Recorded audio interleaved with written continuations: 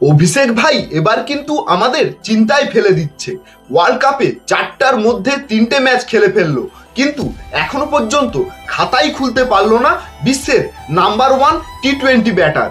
যেই অভিষেক শর্মাকে আমরা এত ভরসা করেছি, সেই অভিষেক শর্মা এখনো পর্যন্ত 3টে ম্যাচেই 0 রান করে আউট হয়েছে।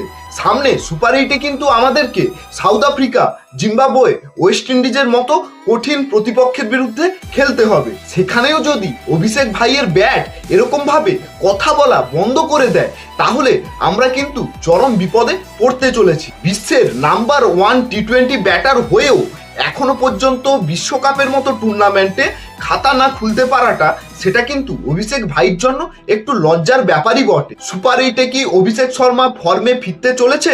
তোমাদের মতামত কমেন্টে জানাবে। আর অভিষেক শর্মার বদলে কি সঞ্জু স্যামসনকে টিমে সুযোগ দেওয়া উচিত, সেটাও